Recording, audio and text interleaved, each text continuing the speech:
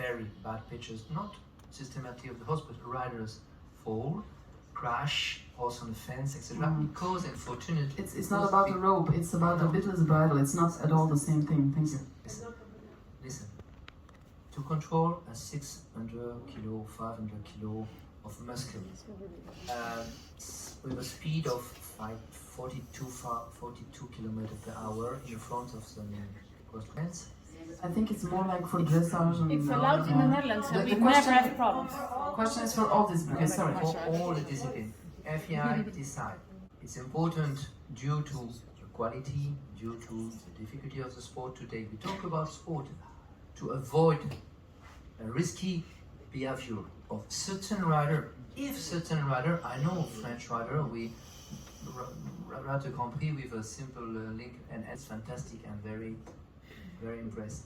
But if we decide as FEI to give the opportunity to compete without beat around the world, it will be potentially a risk for rider and horses to be, honestly, to have the horse out of control in certain level of condition. Just to remember, Cathy Kessner jumped 2 meters 10 in Aix-la-Chapelle in the year 17 without beat. Yeah. We know it's possible. Together, we know that certain horses are extremely well without beat.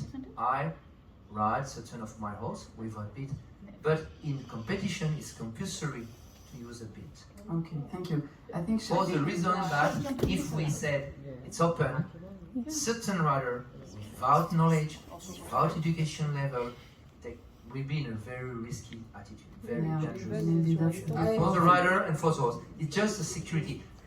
This question was in a risk management committee in eventing. I was in this risk management. Can we just wrap up because the just to explain why. The risk management committee in eventing say no, we can't accept in FEI rules a horse without bit. Yeah, okay, it's because of the risk. So I think Shelby can just I had some 30 thoughts. seconds. 30 seconds. Okay, so one, where's the proof that there's more risk riding bitless? Two, if bits are preventing accidents from happening, why do we see so many accidents still happening in FEI eventing and other sports, riders falling off, being endangered, all of which, generally speaking, use bits. Like most of the big accidents we see being shared online have bitted horses. If bits are definitive, wait, let me finish. Let me finish. Please let Shelby finish. Yeah, I agree that their size is relevant, but what makes them most dangerous is stress. That's what the studies show. Yeah, I am talking about sports. She is talking about sports. Just let me finish my point so that you can understand what I'm trying to say.